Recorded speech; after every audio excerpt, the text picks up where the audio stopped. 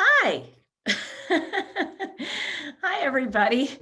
Welcome to The Countdown, Atomic Storytelling from the People Who Know. I'm Kate Folb. I'm director of the USC Annenberg Norman Lear Center's Hollywood Health and Society program. And at HHS, we consider stories and storytelling just about everything. I want to say welcome to all of you across the globe.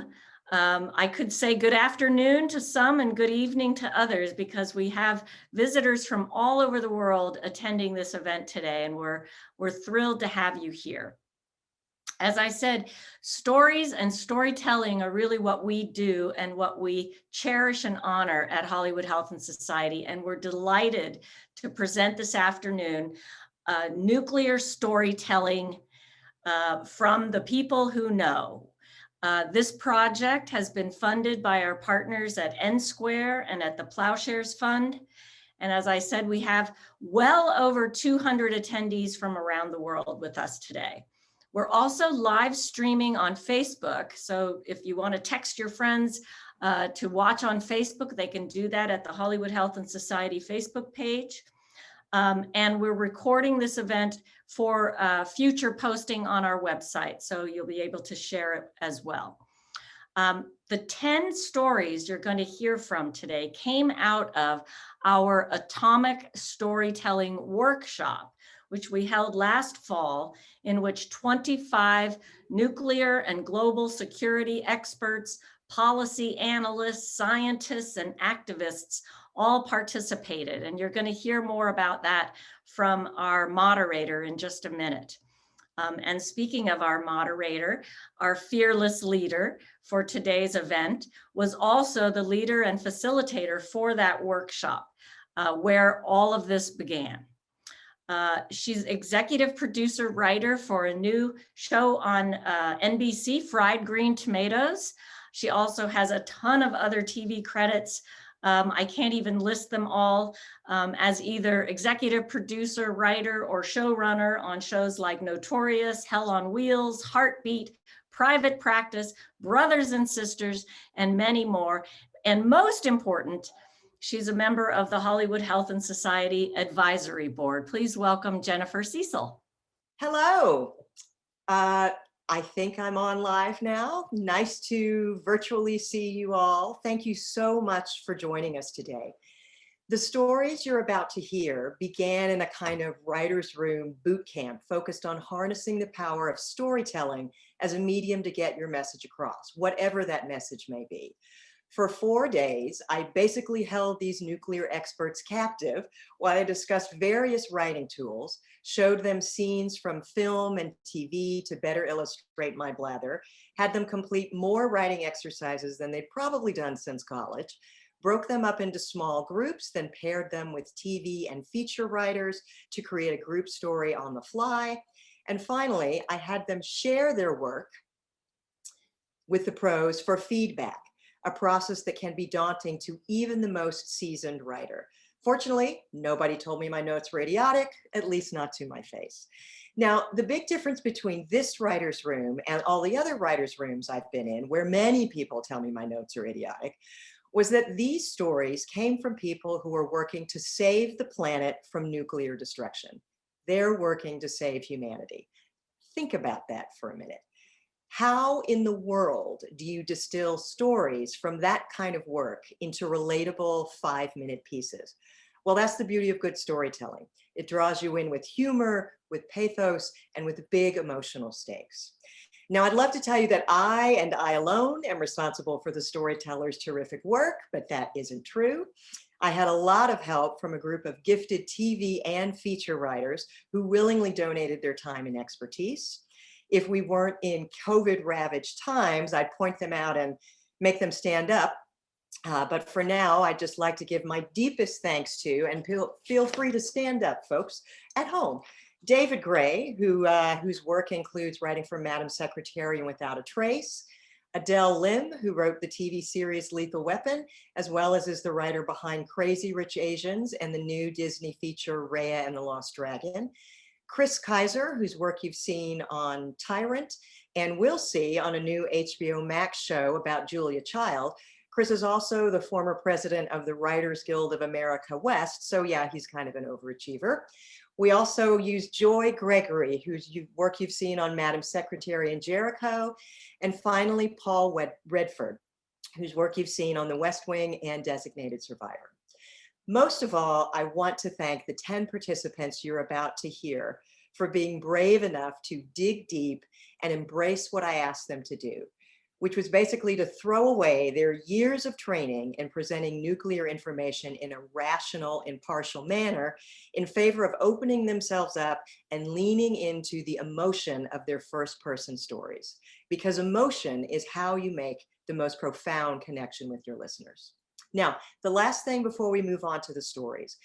The first day that the storytellers and I met, I threw out an icebreaker question so they could get to know each other a little bit before sharing their work.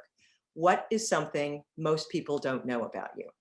I'm going to share some of those answers today so you'll get a better sense of these interesting people as I introduce them. First up, we have Corey Hinderstein. She is the Vice President, International Fuel Cycle Strategies at the Nuclear Threat Initiative.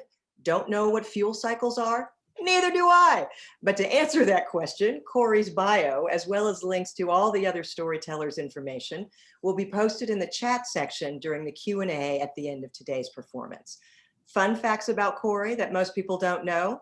She was once a foster mother to a bat, and she has a beer keg in her family room that once held heavy water and was purchased from Iran as part of the nuclear deal. That is not the kind of accessory you can easily pick up at West Elm. Her story is entitled Mountain Climbing for Policy Wonks. Corey, give us your story.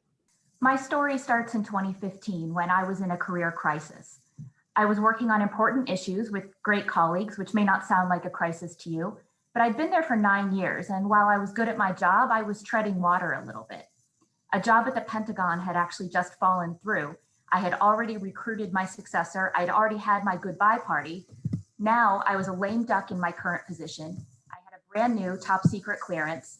I had 2 years of my time available, and I had nowhere to go. I put the word out on the street and my network delivered. It was the call everyone dreams of. Do you want to be a yak?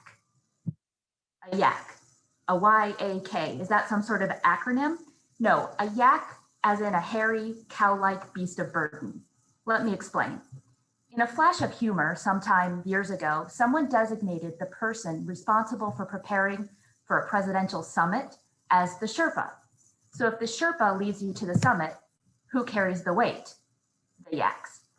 So my job was to help reduce the risk of nuclear material falling into the hands of terrorists by bringing the expertise of the US Department of Energy to the 2016 Nuclear Security Summit in Washington, DC. There's only one problem with this, which is I didn't know how to be a yak. Where do I even sit at the interagency meetings? I'm sure more important people than me are supposed to be at the table.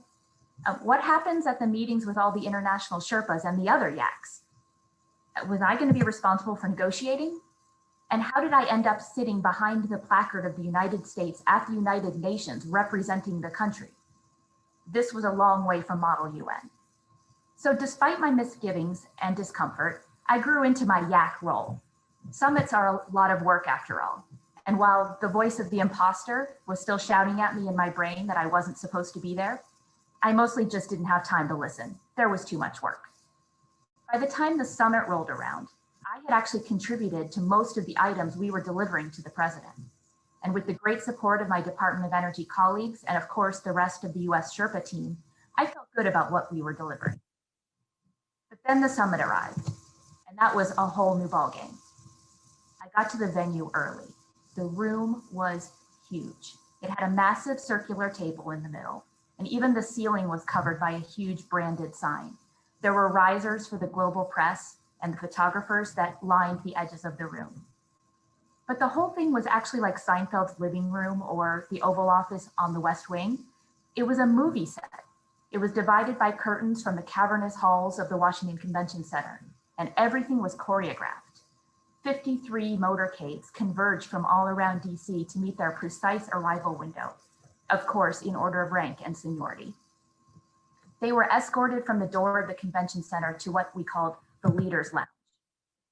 But the aides and the minders, all of the hangers-on, they mostly had to stop at that door. They didn't have that subtle gold ribbon across their badge that marked them as either a leader or an insider.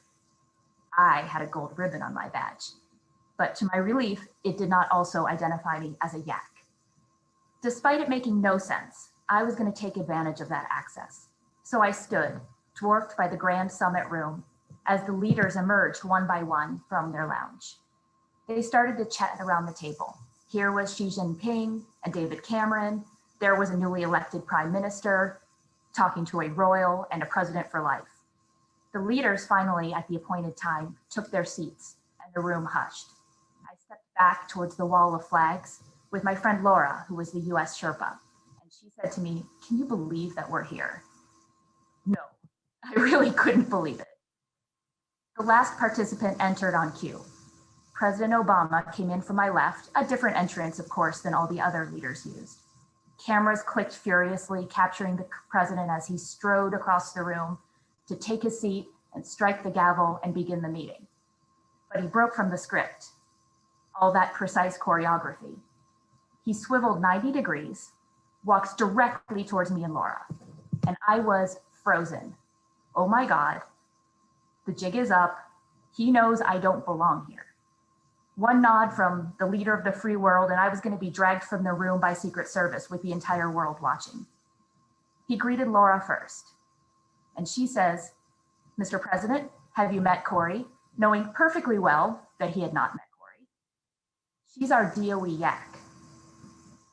I wanted to melt into the floor. I couldn't believe that she said it, and I steeled myself for his reaction. But his face lit up in a smile. And you know that smile, we've all seen it on TV. He shook my hand and he said, "A yak? I love our yaks." And as he prepared to walk away, I summoned all the poise and professionalism and polish I had to say, "Have fun today, Mr. President." Smooth. So I turned my back to walk out the door as I hear that gavel finally pound on the table behind me, and he called the meeting to order. My job was done. I had carried the load. I helped the Sherpa reach the summit, and that's how I learned to stop worrying and learn to love being a yak. Thank you. Thank you, Corey. And I have to say, you are a role model for 2- and 4-footed yaks everywhere. Thank you so much. Our next reader is Rick Wayman. He is the former president and CEO of Nuclear Age Peace Foundation. And the thing that most people don't know about Rick is that he's a long-distance ocean swimmer. Rick's story, entitled "The Fear of God," explores how deeply war can impact you, even miles away from the missiles. Rick, tell us your story. The first time I walked into the Palace of Westminster to meet with members of Parliament, I felt an overwhelming sense of awe. It was 2005. I was 25 years old, and I was working in London as a research and advocacy intern for the Campaign for Nuclear Disarmament. One of the more interesting tasks I had was lobbying members of Parliament to speak out and take decisive action to end the war in Iraq. I'm a dual citizen of the UK and the US, and I just had to do something since my two countries were leading what I viewed as an unnecessary war with dire humanitarian consequences. So what a privilege to have a platform to make a difference on an issue I cared so deeply about. After about 10 visits to speak with politicians and their staff, their cynical response remained the same. "Come on, kid, that's just not how it works around here." It was pitch dark by the time I wrapped up my final fruitless lobbying visit in the late afternoon. And I thought to myself, you know, I deserve a curry. So I hopped on a double-decker bus down to East London.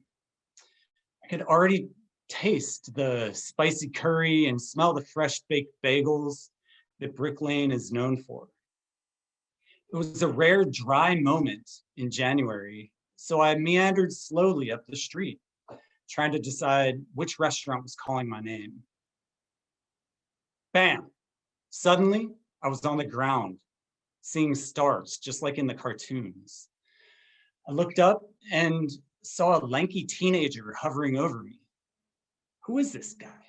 What, did I fall over and he's trying to help me? Or is he trying to do me harm? My ears were ringing and my jaw hurt. So I had a pretty good idea what might have just happened. I got up and stumbled away, but the teenager caught up to me and pinned me between a brick wall and a chain link fence. He was in my face and he had a knife pressed against my stomach. I could see the rage in his eyes and smell the alcohol on his breath. You're another one of those white racist sons of bitches who comes down here to Brick Lane thinking you own the place, aren't you? I'm just another no good brown kid. That's what you think about me, isn't it? Why the fuck are you and your people killing my brothers in Iraq? He doesn't ask for my wallet. He doesn't demand the passport that's in my bag. He's enraged about the war in Iraq, the very thing I was trying to end not 45 minutes ago. Do I punch and run? Do I tell him to drop the knife and fight me on equal playing field? I was just imploring members of parliament to choose peace. So the choice I made was to look him in the eyes. I asked him questions about himself.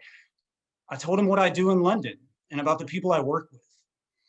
I told him about the Khalil Gibran book I had in my bag. I told him I was going to travel with my girlfriend Ida next week. She was doing her internship with the Arab Institute for Human Rights in Tunis. I told him I'd rather have a cup of coffee with him than fight him. He asked me questions. So you were trying to prove Saddam Hussein had nuclear weapons. So you support Tony Blair. And later he takes the knife away from my stomach. Tell me more about the Palestine Solidarity Campaign. How long have you lived in London? There's hope. Active nonviolence can work.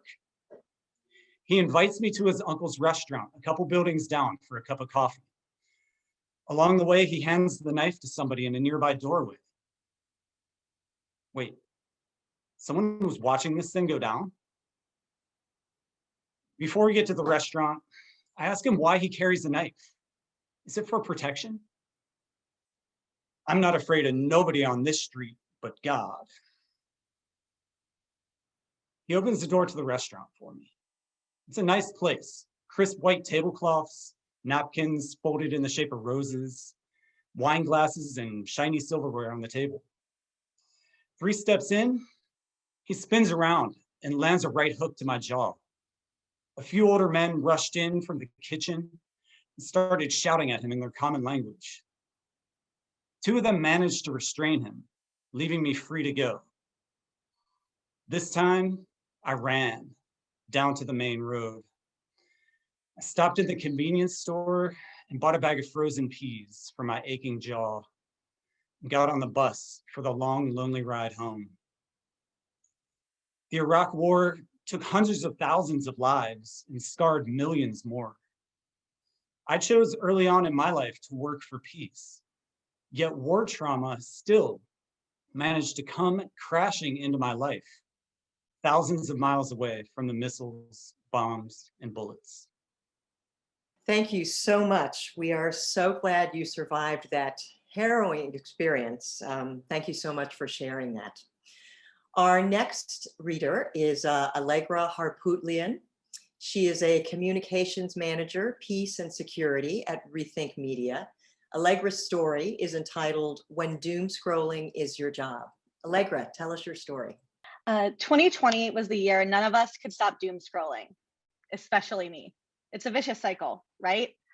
The scrolling, then the screaming, then the sobbing, then the scrolling some more, then throwing my phone down just to pick it back up again 20 minutes later. Every how-to article suggested that the same remedies to go outside, to limit screen time, maybe even stop reading all of that bad news. It's all about balance, the experts would say. And I'll be honest, I hated every single one of those articles. See, I've been doom scrolling since before it was cool. It's my job. My job at the most basic level is to track all the news I can on how the US wages war, focused on the really light, fun topic of US drone strikes. I'm a real hit at all the parties. Think of me as the bearer of bad news, jumping up and down in front of you, screaming, "Why don't you care?" I say trying to make you care. I say trying because most of the time it's more like screaming into the void, or a really dark version of whack-a-mole. Pretty much it started, one day in particular stands out, September 19th, 2019. It started like any other, me writing my newsletter, coffee in my hand, doom scrolling through the endless news alerts, telling me that somewhere the US had done something bad again. I immediately froze on a story that is still to this day burned in my mind. 150 men, many of them boys no older than 15, were on the mountains of Afghanistan harvesting pine nuts, the ones you find in all of our pestos and on top of salads. They were catching up, winding down by a bonfire after a long day's work. Then a buzzing, then an explosion. I'm not sure I'll ever stop imagining one of the victims' mothers screaming, "Why did they do this to us?" A US drone attacked these farmers, killing 35 of them and wounding dozens more. After that, the sound of the screams ringing in my ears, I sat thinking, and I couldn't get the deafening silence of the US media out of my head. There was no story in the New York Times, no Wall Street Journal article. BuzzFeed, they laid off their national security team years ago. Broadcast, as if. I sat there for what seemed like 30 minutes, and then I did what I do best. I doom scrolled. Sifting through all the irrelevant chatter on Twitter, I screamed internally, or probably out loud, "Why doesn't anybody care?" Then I saw it, a tweet from an MSNBC anchor, Chris Hayes. He was asking his followers to imagine it happening here. If, say, an Iranian missile had landed in Iowa, killing 30 farmers, what would you feel? How do you think the families felt? Can you imagine their pain and their horror? He asked them to care. Unsurprisingly, they missed his point. They screamed about false equivalence and then lamented that, of course, it could never happen here. He said, "Well, yes, but imagine if it did." Silently, I welcomed him to the void. In real life, I emailed his producers and asked them whether they would want to do a segment on this horrible tragedy. They never got back to me. In the pre-corona days, I used to find myself daydreaming on my walk to work. But instead of imagining myself on a beach or atop the Eiffel Tower, I'd imagine what I would do if a drone appeared above me. How I would feel. What would I do? What would everybody else do? Last summer, during the George Floyd protests, I stopped having to imagine. Sitting in my 11th floor apartment, all I could hear was the roaring of engines. So loud, it felt as if my entire apartment was shaking. At first, I couldn't place the sounds. It was intimately familiar, yet foreign at the same time, like meeting a family member for the first time. We don't know each other, but we have history. I walked onto my balcony, disoriented, because most of this excitement was happening a mile away at the White House. My small side street was practically empty. But then, immediately, I saw it. A drone. The size of a plane with a 66-foot wingspan, a drone, practically at eye level with me. I couldn't believe it. I don't know about you, but when I'm nervous, I lash out. So I thought it was a great idea to flip off that 7,000-pound hunk of metal and prepare to head back inside, the big man that I am. And that's about the time that it turned its spotlight on me in my sweatpants with wine in my hand, standing on my downtown DC balcony. It felt like standing in front of a class with no clothes on. No fight or flight response, just frozen until it moved on, which could have been 30 seconds or 30 minutes. I couldn't tell you.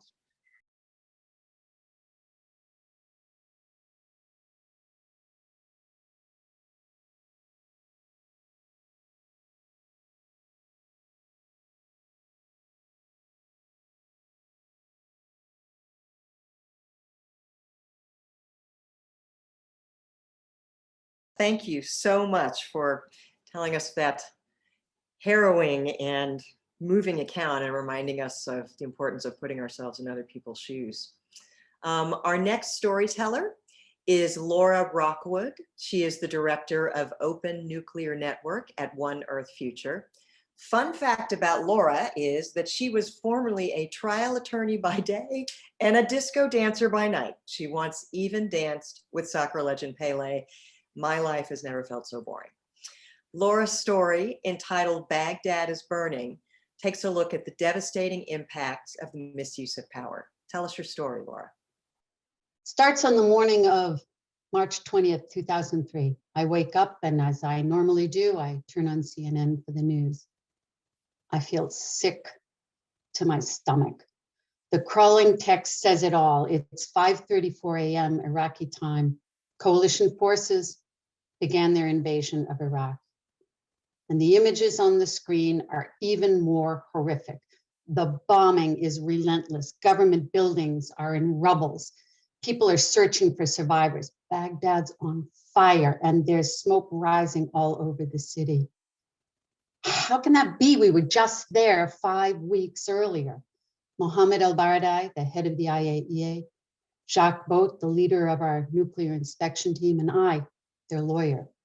Mohammed practically begging the Iraqi diplomat who was heading the delegation on the other side of the table, help us help you. We can stop the drumbeats of war. Oh no, says the diplomat. You are mistaken. Nothing can be done now. As Baghdad continues to be burning on TV, I turn to my own memories of Iraq and our many trips there in the 4 months since we've been back in. We'd fly into Havania Airport on a chartered military C-130 plane, arriving at the crack of dawn, and be driven to the Al Rashid Hotel, where we were forced to walk across a portrait of George Bush painted on the floor on the entry to the hotel. But honestly, I never felt afraid. They protected us every step of the way. The people were kind to us, hospitable. And then there was my driver. Every time, before and after each meeting, there he was waving to me, Miss Laura, your car is here, inevitably finding me in this massive scrum of cameras, inspectors, and journalists. Then he would navigate the car smoothly in and around between the military escorts in a maneuver that was designed to protect us from ambush and attack. And I remember our last evening there. It was a dinner hosted by Iraq, attended by all of our former counterparts from over a decade. Funny enough, they served wine for the first time in almost 10 years. Jacques calls it a Last Supper. I don't realize they're saying goodbye to us. We returned to Vienna, continuing to press the Brits and the Americans for the evidence that they claim proves that Iraq has restarted its nuclear program, the so-called Niger documents. They finally hand them over. Jacques calls me up to his office the next morning and says, Laura, you're not going to believe this. They're all fake. Take a look at them. I sit there, I examine the pages, the documents, page by page, each one carefully annotated by Jacques, with anywhere between 3 and 4 indications of their fabrication. I'm stunned. These aren't just forgeries. These are poor forgeries. These are amateur forgeries. How could any intelligence community ever have let this go so far? We brief Mohammed. Do we tell the Security Council? Absolutely, he says. There's still a chance. We can still stop this.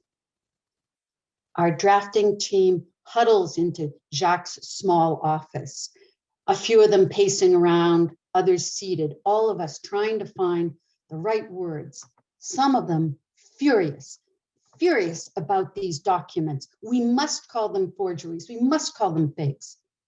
As the lawyer, I recommend keeping the emotions out of it.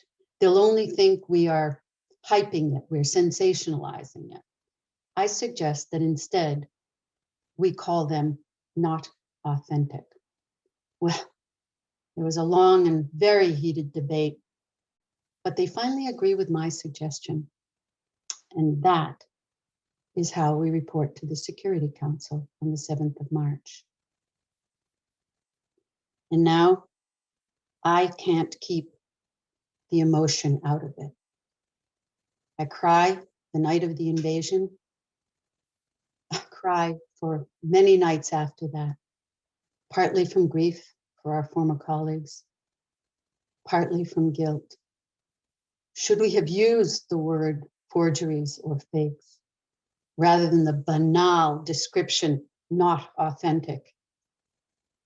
Or was the Iraqi diplomat right that there was nothing that could be done, that the decision had already been taken long before?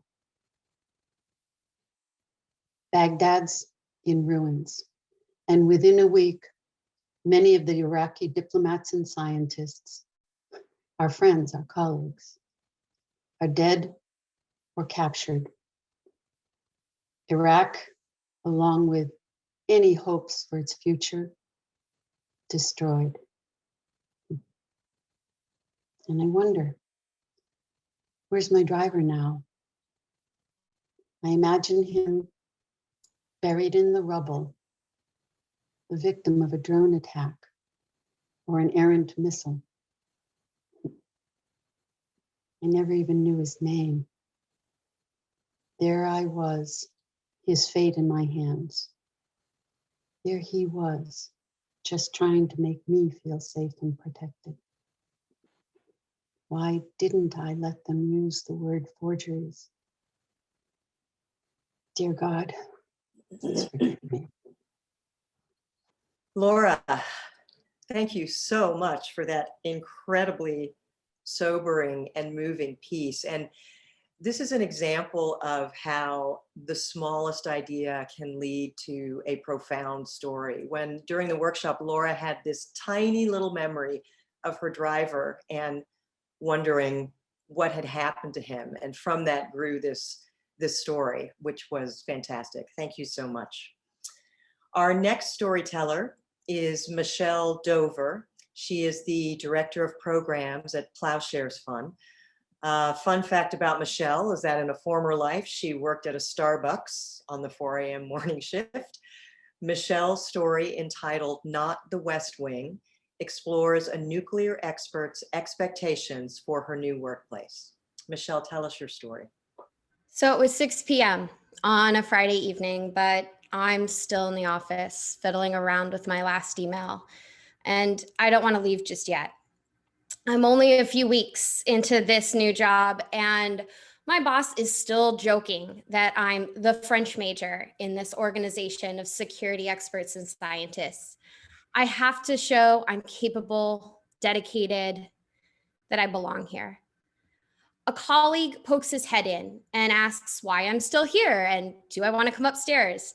There's a party, he says, for someone who's going to work at the White House. I have no plans and honestly have been secretly hoping someone from work would invite me to something like this. I spent the previous years balancing part-time jobs and minimum wage internships with a full university course load, all in the hopes of getting my foot in the door. You know how that first big break feels like it will determine the rest of your life? That was me. This new job is a once-in-a-career opportunity to help prevent nuclear catastrophe alongside the world's most preeminent experts. I was still pinching myself that my ambition and dare say my obsession was my new reality. Upstairs in the conference room, the party is alive. The laughter and conversation almost drown out the music. It's basically a house party, and with plenty of beer and red plastic cups, a familiar feel from my school days. And it is so strange to know that this room with such a party vibe is the same conference room where people deliberate about nuclear threat. I'm the newest and probably one of the youngest people there. Someone announces that it's time to play Flip Cup. You know, that drinking game where you down a beer, you set the cup on the edge of the table and flip it over before the next person starts. I was a college student not that long ago, so this I know how to do. A couple rounds later, I'm on a roll and my coworkers are nodding approvingly. I'm flattered, although the beveled edge of the oak conference room table makes it much more difficult than the plastic tables I'm used to. But then the mood shifts. All of a sudden, a voice proposes a new game called Slap Ass Flip Cup. And I stand there totally confused. As people start lining up around the table, another person explains to me in this matter-of-fact tone that after drinking the cup of beer and flipping it over, I have to hit the rear end of the person next to me before they start drinking. I've never heard of this game, but everyone else seems familiar with it. And across from me, one of the managers literally pulls two young women who work for him to either side. Two talented women that I might add, who are responsible for entire country portfolios, speak several languages, and are basically everything I want to be when I grow up. They have that look on their faces of trying to hide how much they wish they were somewhere else right now. And I realized belatedly that the manager was the one who suggested the twist on this game. And it's not until much later that I learned that this office, his office, is well known for being wheels up, rings off when they travel the world, getting rid of nuclear weapons. Instinctually, I put myself between two people who seem trustworthy, a kind-faced woman on my left and a friend who helped me apply for the job on my right. And I tell him, you better only hit me in the arm, trying to pass it off as a joke, but that edge in my voice is real. And my cheeks are hot, but I don't know if it's the beer or my uneasiness. 20 minutes later, what feels like forever, I leave the party, done with this game, done with this night. I've stayed long enough, right? Long enough to be one of the team. As I walk out the door to the elevator, I pass the guard at the front and he asks me if the party is still going on. I say I'm not sure. And it's only then that I start to wonder how they got the beer past the guard and the metal detectors. I'm pretty sure the security briefing I had a month ago said that no alcohol was allowed on the premises, but it's late. I've been drinking and I don't really remember. I feel better when I get outside, though the summer night is as muggy as my thinking. I'm uncertain whether I should be proud to have been invited to the party, embarrassed that I stayed as long as I did. The aftertaste on my tongue is shame, like I have let someone down, but I couldn't say who exactly. My coworkers who didn't want to be there, my parents who raised me to say no, to speak out, to leave. Or maybe it was the women who broke into this male-dominated field in the years before me, putting up with far worse, but doing so with what I can only assume is more grace than I had that night. When I imagined a job protecting the world from nuclear weapons, I thought it might look like The West Wing. You know, the show with the powerful, smart women who walk the halls of the White House, winning over their opponents and the president with their words and ideas. That's how I remembered it. What happened tonight was not it. And then I bury my thoughts. In the same way, I'll learn to lock away the secrets I'm asked to keep in the name of national security. And at that moment, I'm not sure what the difference is. Michelle, I'm so sorry that you went through this experience, and I'm applauding you for the strength both in sharing it and in not letting that stop you from the important work you're doing. Thank you so much for that. The nuclear community has made significant efforts to address gender disparities and behavior, such as the ones depicted in Michelle's story. Organizations like Women in Nuclear, Girl Security, and Gender Champions in Nuclear Policy have helped bring more women into the field. Nuclear decision makers have forever called themselves the nuclear priesthood, but that's going to change with high-powered women shaking up the status quo. Women like Wendy Sherman, the new United States Deputy Secretary of State, who has spoken on HHS panels in the past, Alex Bell, who was just appointed to the State Department and who took this storytelling workshop last year, Jennifer Granholm, who is on track to be confirmed as US Secretary of Energy today, and Michelle herself. If you want more information on missiles as phallic symbols, and honestly, how can you pass up an offer like that? Check out HHS's show, Getting Bombed, featuring Yasmin Silva of Beyond the Bomb on YouTube. We'll put the link in the chat. Now, before we move on to our final 5 stories, we're going to play a short video montage that shows the many ways in which nukes have been depicted over the decades in film and television. If you find you have any questions for our storytellers that you'd like answered during the Q&A at the end of today's program, please be sure to put them in the Q&A function at the bottom of your screen, and I'll get to as many as I can. Let's roll that clip.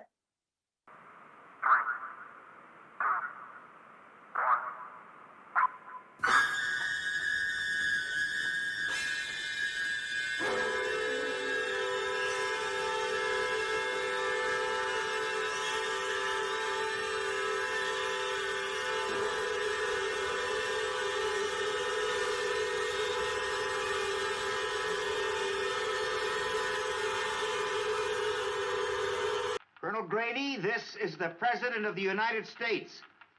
The mission you are flying has been triggered by a mechanical failure. It is a mistake.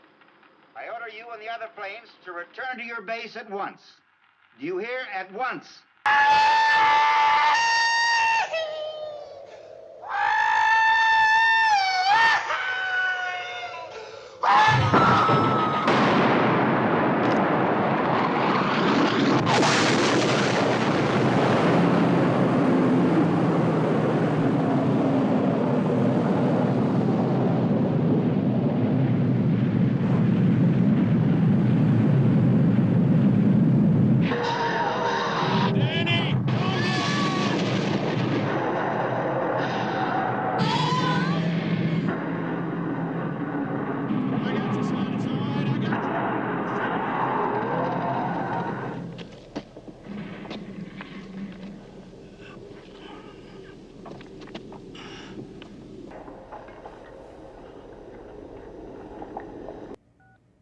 Greetings, Professor Falcon.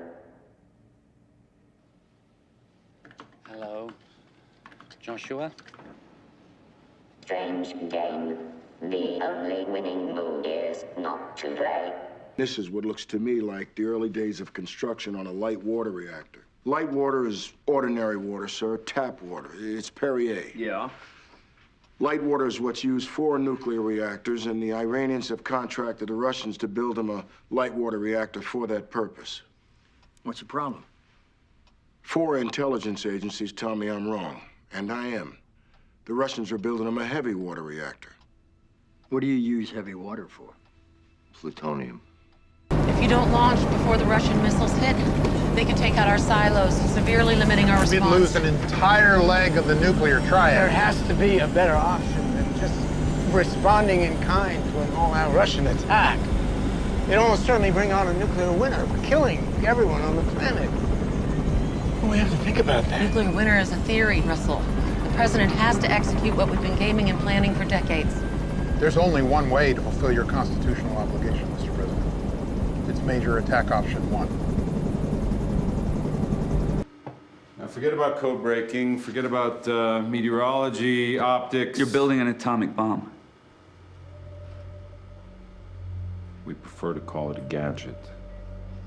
The nuclear launch key was surgically embedded into the heart of a volunteer in order for the president to be able to blow up millions of people with the push of a button. He has to extract that key by murdering the volunteer himself.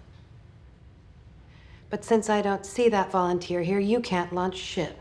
This is not necessary, Mr. President. We have a diplomatic solution. Mr. Vice President, Mr. Secretary, the missiles are flying. Hallelujah.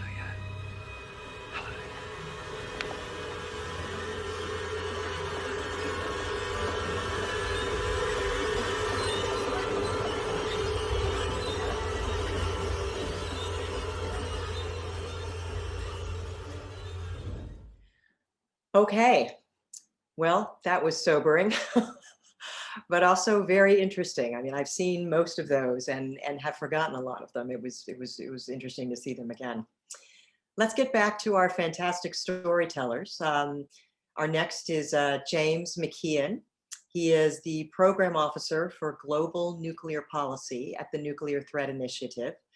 The thing that most people don't know about James is that as much as he loves nuclear policy, his dream is to be a full-time fiction writer one day. To that end, James will be reading a satirical fictional piece entitled The Nuclear Hotline. James, tell us your story. Thanks so much, Jennifer. And yeah, I want to stress the satire and fiction again, just before I go, after such a sobering video and amazing stories from others. My boss is named Michaela, and Michaela is a world-renowned nuclear expert. And this is my second day on the job, and I'm nervous, at times shaking uncontrollably, unsure if this is noticeable, nearly unable to speak, definitely sure that is noticeable. And Michaela is directly next to me as we are about to enter some basement conference room for a meeting. And Michaela looks over to me and she maybe jokes, "Just so you know, I'm dead inside." And this kind of thrills me because I'm about to connect with her on this, tell her that I too am also often dead inside. But before I can say anything, I walk directly into what turns out to be a glass door, forehead first, that is so spotlessly cleaned, it looks like it doesn't exist. And the collision creates a crashing sound and it reverberates off the walls, echoing. And Michaela bursts out laughing, also echoing, telling me I'm not the first person to do that here. And then Michaela grabs the door handle that I missed, inspects the mark that my forehead left, cloudy and shaped like a scar. And then just before opening the door, Michaela laughs again. And she says, "The only clarity you'll get from this meeting is the glass you just stained." Inside, the conference room feels static. Purely white walls, no pictures, the only fixture on them an enormous television, a tsunami of suits.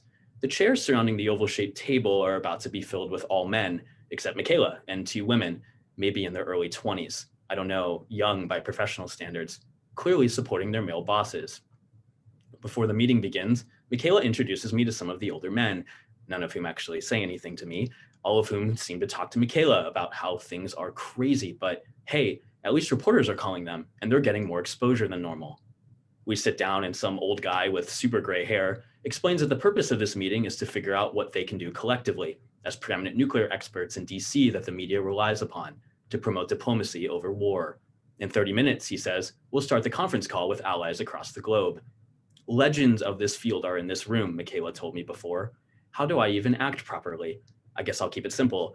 I'll be quiet, watch, learn, emulate? Wait, why did Michaela overly stress the word legends? Immediately, some other dude, not as old, has some non-gray hair, but still old, quite bald, has a mustache, begins saying that his organization is doing this and that he hopes that everyone around the table will follow his lead because he and his organization have been getting lots of quotes in newspapers. And his penis is bigger. He never says the last part, at least I don't think.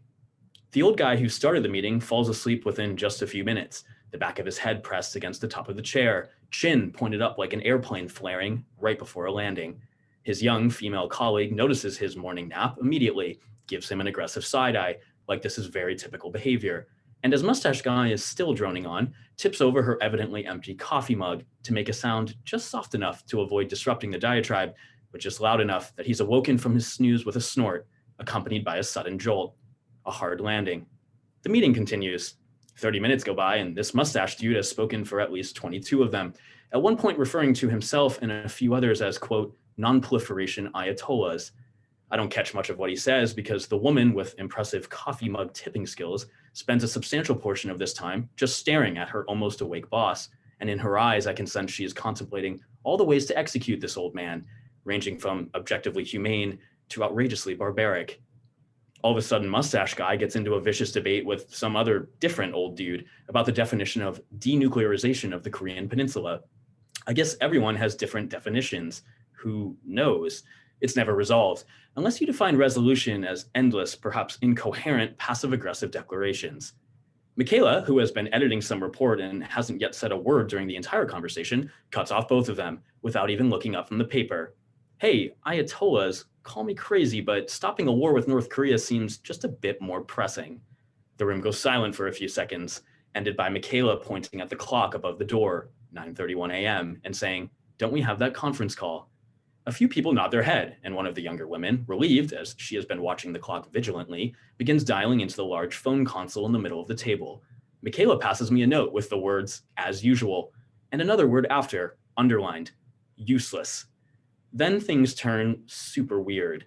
Mustache Guy, after a sigh, "Michaela, you've lost all respect for us since you went into government and then came back." Michaela, still not looking up, "I don't think it's worth having off-topic discussions when the fate of the world is literally at stake." Female robot on the phone, "Welcome to free conference call. Please dial your party's meeting ID followed by the pound sign." Mustache Guy, after yet another sigh, "Your arrogance, Michaela." Michaela, looking toward me now, "Hey, what's that old idiom? Don't throw stones at glass houses. Yes, don't throw stones in glass houses." Female robotic voice, "Thank you. Please dial the access code followed by the pound sign." Me, desperately trying to look at no one and nothing. Yeah, I think that's it." Female robotic voice, "Thank you. Please announce yourself." A loud beep. Mustache Guy mutters, "So arrogant," under his breath. And then there's another beep. "So arrogant has joined the call," the female robotic voice exclaims over some raspy male tone who's already speaking. Except the two words, "so arrogant," were the recorded voice of Mustache Guy. Laughter comes from the line. "Okay," the raspy voice says, "all of you laughing, mute your phones. I don't want to say it again." A pause. "Okay, first, Michaela, are you there?" "Yes," she replies after unmuting the phone. "Great job last night. Your expertise on the consequences of a war with North Korea got almost as much airtime as the DepSecDef's resignation." "I have no idea what DepSecDef means." "DSD? It sounds like my favorite drug. DMT. Anyway," the voice continues, "as all of you know," he's immediately cut off by someone on the line screaming at someone else about, quote, "cleaning up your shit." Sounds are coming, presumably from the same line, that are either dishes clanking or a laundry machine or a shop vacuum or all of them. There's more shouting now, but it's inaudible. The host screams over the line, "Mute your phones. Everyone, if you're not speaking, mute your phones." The line is suddenly cut off. Quiet ensues abruptly. Michaela touches me on the shoulder. She indicates that she has a phone call she needs to take, and then she leaves the room. I can't believe I have to repeat this every single call, still in the 21st century, but mute your damn phones, everyone, unless you're speaking. He pauses again. Okay, I want to kick it over to Michaela to see if she has any further insights about the DepSecDef's resignation. Michaela took a call. Mustache Guy more or less groans into the phone console. "She's not in the room," he continues, but he never unmuted. The host says, "Michaela? Michaela?" Mustache Guy unmutes and this time yells the same words, though somehow his tone is slightly less aggressive than before. The host makes a joke about Michaela never being able to commit, and then he says that if anyone else has insights, say them. Mustache Guy takes this serendipitous opening to immediately jump in, commenting that this is a good opportunity to highlight that the new nukes the administration are building might be ostensibly for Russia, but this is a great way to get the public to further oppose them. The host hesitates. "Good point, David, but off topic. We can discuss messaging later on. Anyone else have something about the administration?" David, aka Mustache Guy, throws his hands into the air, then folds his arm, pouts, murmurs something inaudible. One of the women quickly reaches across the table to mute the phone again. A man identifies himself as Michael with something or other Irish last name from London and says he's been in direct contact with number 10. And that all the rumors about the president wanting to actually strike North Korea are emphatically untrue. But then I don't hear anything else he says because my forehead begins pulsing, a reminder of crashing into the glass door, and I touch my forehead, and I can feel an oddly shaped bump growing by the second in my fingers. I'm jolted when the line goes silent.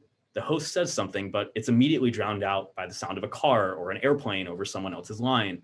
Again, he screams, "Mute your damn phones." Further pleas for about 20 seconds, and finally it goes silent again. Holy shit, mute your phones. Pause. Michael, I hope what you're saying is accurate because, hey, Michaela has rushed back into the room. She realizes the line is on mute. She unmutes. Hey, it's Michaela. I just got off the phone with, actually, I can't say who, but the president is about to strike North Korea. It's been confirmed. What? This is crazy, the host says. He tries to talk more, but something that sounds like a jackhammer comes over the line. And again, he's screaming, "Mute your phones, mute your phones." But this time it's not working. And the sound is getting louder, even more intense. And Michaela puts her hand on my shoulder and non-verbally tells me we're leaving. On the elevator up, I am completely speechless, but for some reason not shaking anymore. And my mind feels blank and my heart feels like it isn't beating anymore, like I'm actually dead inside. And Michaela clearly notices, and I can tell she's looking for the right thing to say, but she doesn't say anything. And then a few seconds go by, and just as the elevator door opens, the only words that come out of her mouth are, "Welcome to the nuclear community." James, thank you so much for that. I think we all needed a couple good laughs, and I certainly had a bunch of them through that. Our next storyteller is Simone Williams. She is the Program Manager and Research Associate, Project on Nuclear Issues at the Center for Strategic and International Studies. What most people don't know about Simone is that she knows how to ride a motorcycle. Her story, entitled Dare to Dream, looks at how the unplanned and unexpected can offer surprising solutions. Tell us your story, Simone. My move to DC was a mix of a dream and a nightmare. I was thrilled to leave behind the rut of my advertising job and excited to fulfill my childhood dream of living in DC. But I was nervous. My move to a city with no family meant I was starting at square one by myself. Well, I wasn't going to let the nightmare take over. I wanted to relish in the dream, even if it meant a lot of work. Immediately, I sought out a temp agency and was placed as an assistant at a law school. My days were monotonous. I answered calls and completed clerical work. It wasn't the mission-driven national security work I wanted, but it was work and it paid the bills. And it was conveniently over at 5 p.m., which was just enough time for me to take a semi-long bus across town for evening classes. After class, I would hike it home, do some reading, then head to bed and wake up and do it all over again. Work, school, that was my life. Not much time for extra activities unless you counted sleep. One day, while going over my course plan with my grad advisor, she reminded me that I needed to get an internship for my professional experience requirement. I diplomatically countered by illustrating how I had 5 years of experience from my previous job, desperately hoping that it would be sufficient. It was not.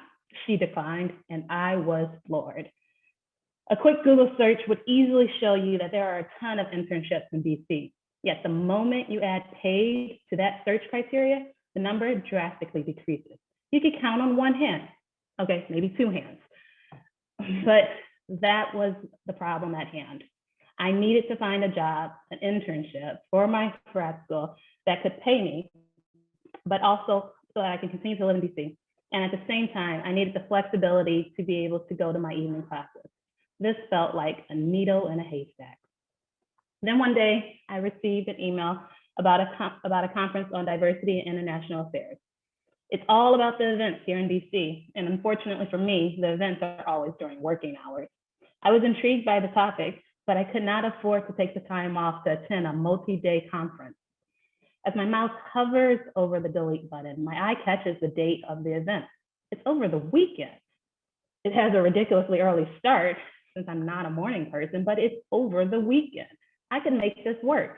Excited by the opportunity, I registered immediately. I wasn't sure what I was going to expect, but I thought it would be a good event and a good opportunity to engage in all things DC. And yes, I do mean that dreaded word we all avoid, networking. The day of the event arrives. As I walk into a crowded room, I realize I am the oddball out.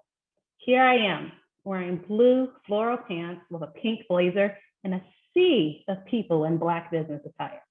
What? I wanted to look good, so I had to feel good. So I had to dress the part. And yes, I do promise that the outfit worked. What didn't work was how much I stood out. Little did I realize that DC prefers the boring business attire rather than business attire with a creative flair. Oh well, too late. Here I am now. Nothing left to do but blend in, or at least not stand out as much.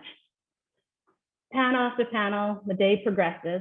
After lunch, I began worrying if I would be able to stay alert.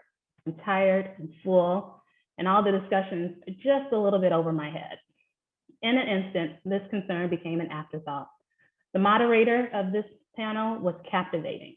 Whereas some of the previous panels were stiff, she made it fun, engaging, and knowledgeable. There was a spark of joy in her questions, and her facilitation made it seem as if we were the lucky ones listening in on a conversation between friends. Furthermore, this was a panel completely composed of women. The moderator was a Black female, and she described her entry into national security as a career shift from her previous time as a journalist.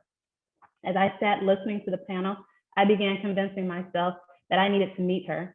I could see pieces of myself in the moderator, especially her self-proclaimed career shift. When she concluded the panel, she mentioned that she was looking for an intern. It was at that moment, all my thoughts were silenced. I knew I had to meet her despite how nervous it made me feel. Once applause started, I began weaving through the crowd of Black. I became more anxious with each step. Was I really about to do this? I could feel the butterflies in my stomach. But once I reached the stage, a burst of confidence to advocate for myself overwhelmed me. I knew I was a hard worker. I came to the city for a school, and damn it, I was going to get a job in national security and that would fill me with joy and excitement. So I took a deep breath and I said, "Hi, it's nice to meet you, great panel. I want to be your intern," or something along those lines. I was audacious, but I was also confident and determined. Now, 3.5 years later, I know it was that moment that has led me to where I am today. Not only did I get the internship with the incomparable Beverly Kirk, yep, she was the moderator, but that internship was a pivotal tool at helping me learn about defense and national security. More importantly, women in defense and national security. Not only was I meeting amazing women who were experts in their field, but I was also working alongside them. That boldness gave me the opportunity to realize that you can combine rigorous substantive work with stern advocacy to amplify and increase representation. Thank you so much for sharing a story that's both the horror and kismet of networking. We appreciate it. Our next storyteller is Cecily Thompson-Williams. She is the executive director of Beyond the Bomb. Very fun fact about Cecily that I plan to co-opt as my own is that as a child, she was a trampoline model in Israel. Cecily's piece, An Activist's Origin Story, is entitled Optimistic Rage. Cecily, tell us your story. In 1990, I was an awkward middle school student living outside of Tel Aviv, Israel, the daughter of a diplomat. The Gulf War was ramping up, bomb sirens were in full operation, and we held bomb drills rather than fire drills at school. This abnormal backdrop was my normal. It was where I worried whether Josh knew I had a crush on him and if Mr. List was going to give us a pop quiz. And it was where I read John Hersey's Hiroshima in social studies class. Hersey wrote, 100,000 people were killed by the atomic bomb, and these 6 were among the survivors. They still wonder why they lived when so many others died. Learning about the absolutely indiscriminate nature of this weapon and the people that used it exposed my innocent self to a terrible reality of humankind. I was gutted. For months, I dreamt of the scenes, the utter devastation, the immediate chaos, destruction, and suffering. It felt so foreign and otherworldly to me, even as bomb sirens blared outside my window. I assured my teacher that humanity had solved the nuclear problem. I was assured by my teacher. But now that I knew that people had the capacity for this kind of evil, I was desperate to change it. All I needed was a path, a mentor, a lifeline. I started to look for it everywhere. I joined clubs, I started clubs, and then I shuttered clubs when they didn't feel productive. I became a high school Model United Nations queen, representing my team as ambassador at multiple conferences. I was so cool, but my itch just wasn't scratched. In 11th grade, I met a human rights lawyer to learn about her career. And then I read and I read and I read and I read, and yet still I was rudderless. For years, I couldn't find the path I was supposed to be on. Career fairs and college ranking books only made me feel farther away from my truth.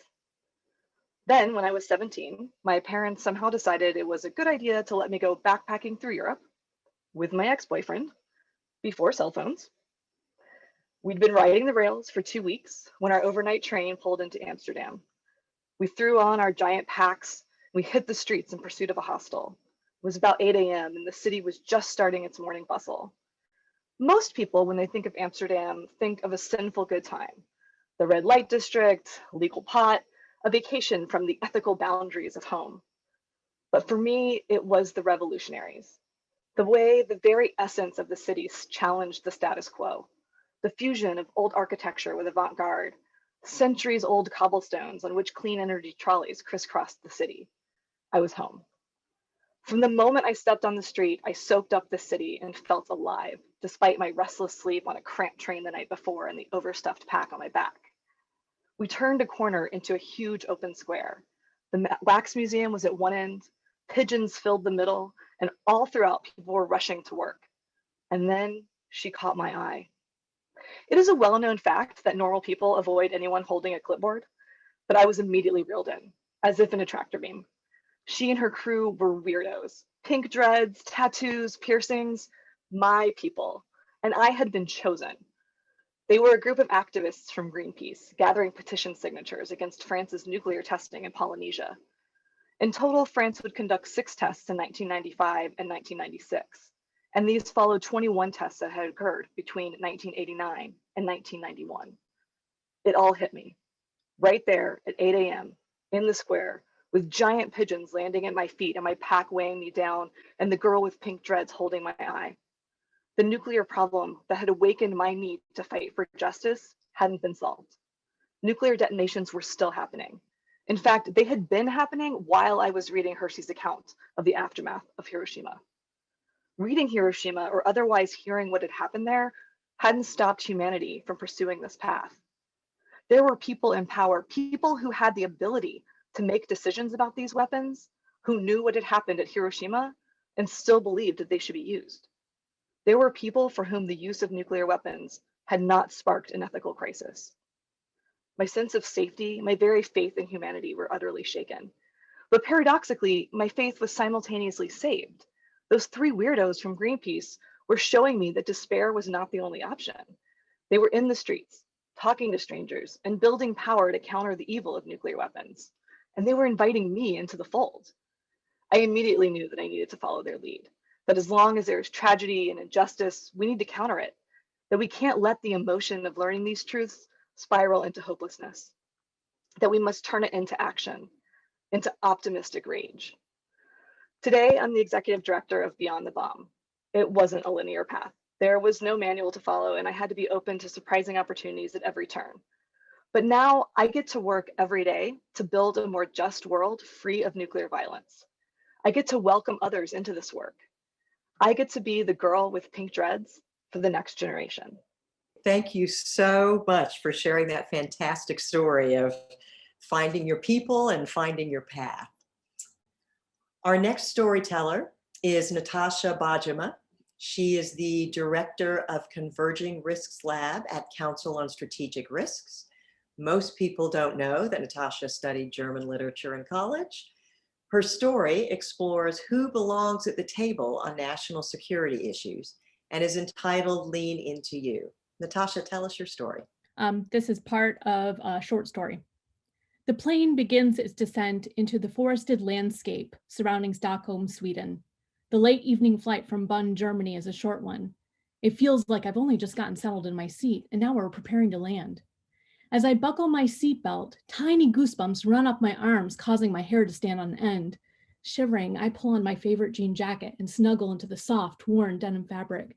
I brace myself for the landing, but not because the flight is bumpy, but rather because the countdown has just begun.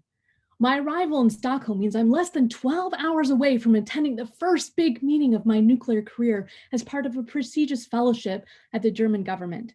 I get to spend the next 2 days meeting with representatives from foreign countries to discuss ways to improve public communications during a nuclear emergency. I haven't even finished my master's degree. I'm actually going to get a seat at the table, representing the German government, no less. A surge of excitement mixes with the raw nerves in my stomach. The plane dips sharply. Bile rises in my throat. When I reach the baggage claim, it's nearly empty.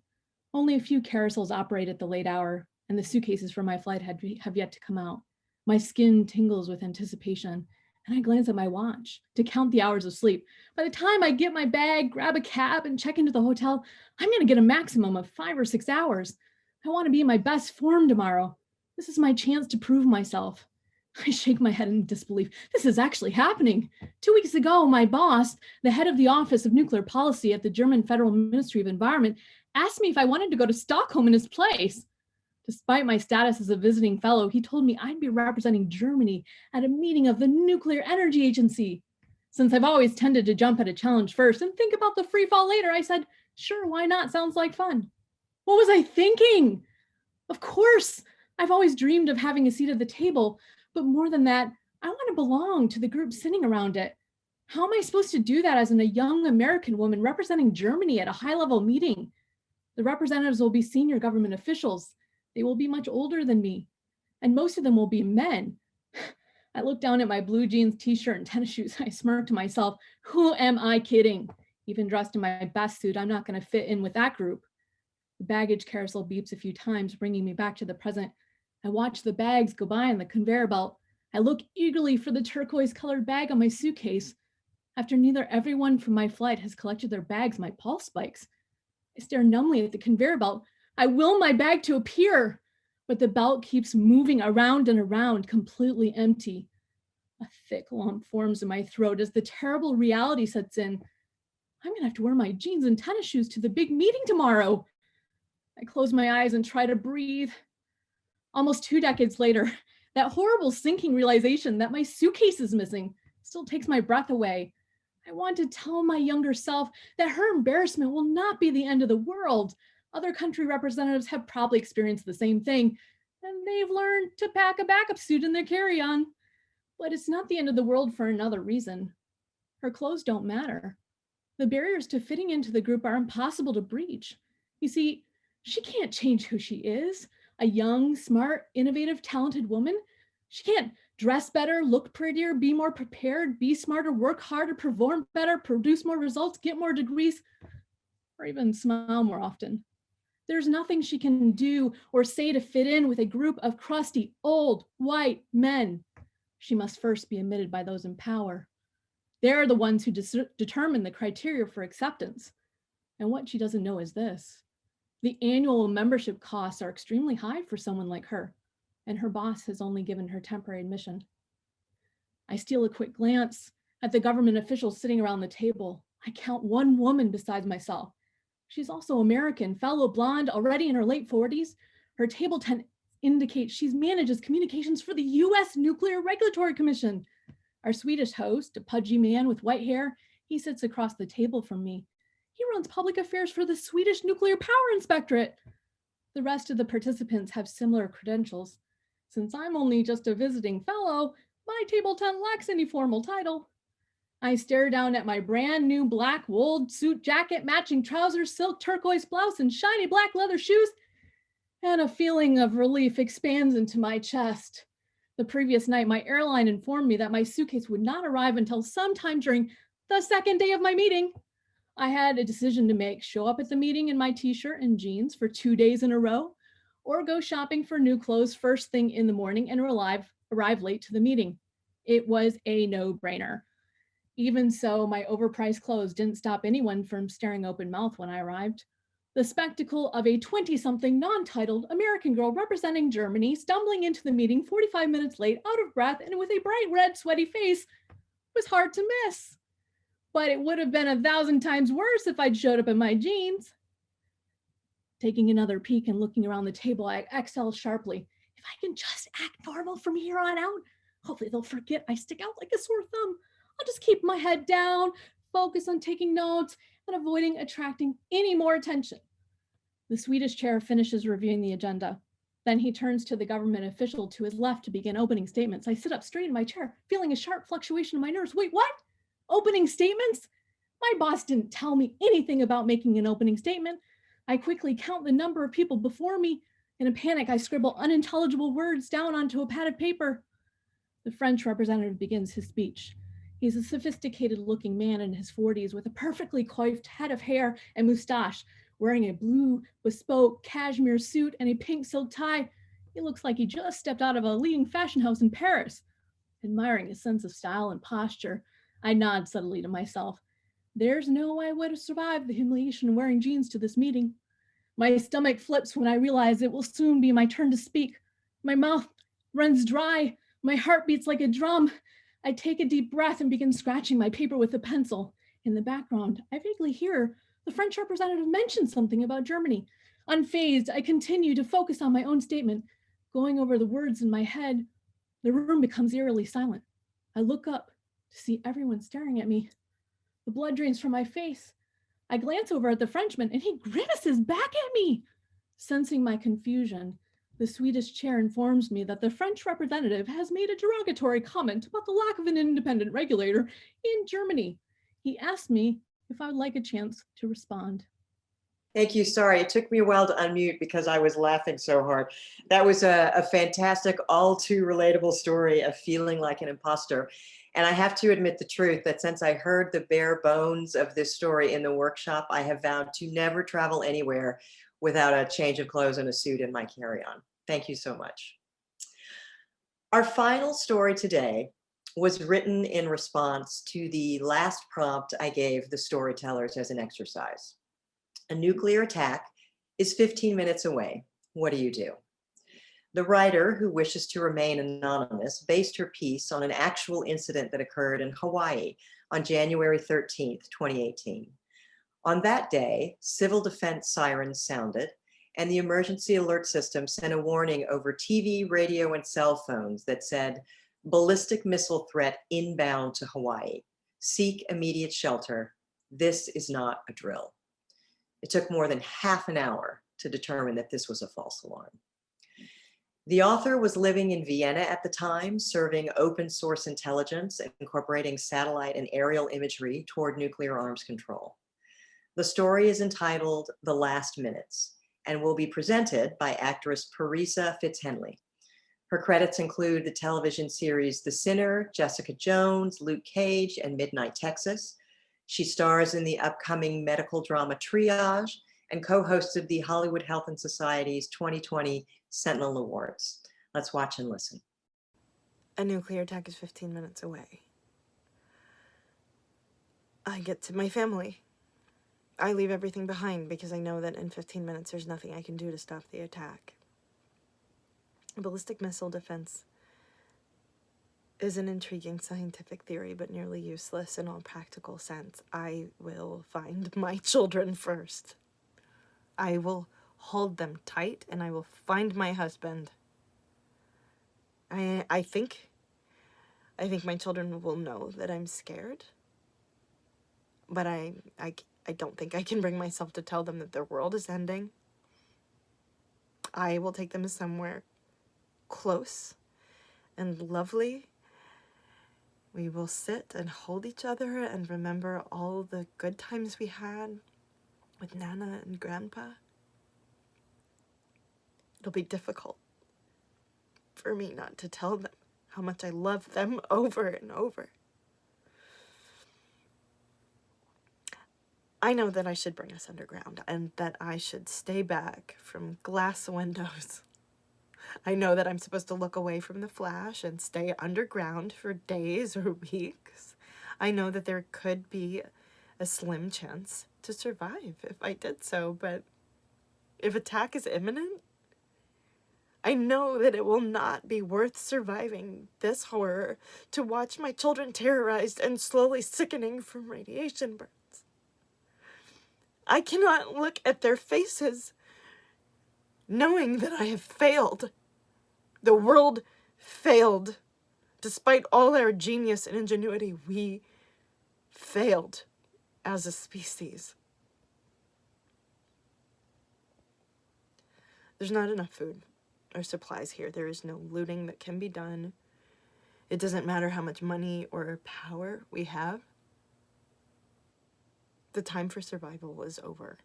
And as cruel as it seems, I will help my family face certain death in the most comforting way that I can. And I'll hope It's swift and painless at the epicenter. Since we live in a capital city in the center, downtown, it most likely will be. Probably Vienna will not be hit first. Probably the US bases across Europe will be hit in a huge barrage of death, as well as French and British bases. We probably will not be able to hear those blasts, not even Berlin. But eventually it will be Vienna's turn. It's not a strategic military base. It has no strategic military value other than the fact that it is a counter-value target. Counter-value. It's a sterile way of stating that losing something would be so horrific that all of Europe would stop its retaliation to save it. All the art and history in the most livable city. The strategy simply to make Europe blink before sending more bombs. It seems harsh and cruel to make such a decision for my children. Perhaps they want to survive. Maybe they could be as brave as the Hibakusha, the Japanese people who lived days, weeks, years after their skin peeled off and their insides liquefied and vomited out. But with the size and number and accuracy of today's weapons, it's unlikely my children would even survive. So that's it. Nothing else matters but to spend each precious last moment loving each other, being together, holding each other until the end. Doesn't matter that I know how big the blast will be or the type of delivery device. It doesn't matter who made the order. It doesn't matter where those weapons came from. I love my family. We will spend our last moments together as a family in a beautiful space, loving each other. I do not take this decision lightly. Thank you, Teresa, for that incredibly powerful performance. During the workshop, when the author read her first draft of this piece, it left a number of the workshop participants, myself included, in tears. There's no way to follow a story that powerful, so that's the last story of this performance. Thank you again to all the storytellers for sharing their pieces and for the continued work in keeping us safe, so we never have to experience the terror so eloquently described in the last piece. Unfortunately, we're out of time for questions, but before tossing this back to Kate, I'd like to give huge thanks to some people who came on board after the 4-day workshop was completed. All of the writers who presented their pieces today worked with storytelling coaches from the Moth, Risk, the Story Collider, and other platforms to hone their experiences.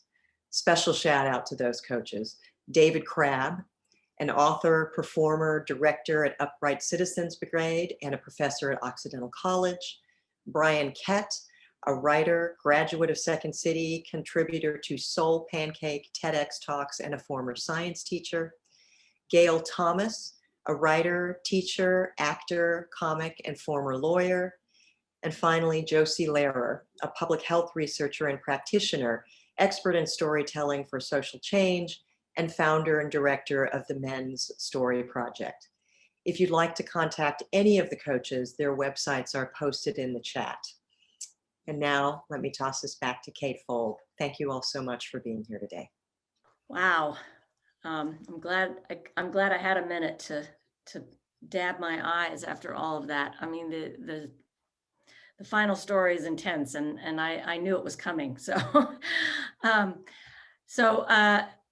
I know you're all out there wildly applauding, which I am too, for all of our storytellers. And I just want to thank you, Jennifer, for being our moderator today, as well as our leader during the workshop last fall.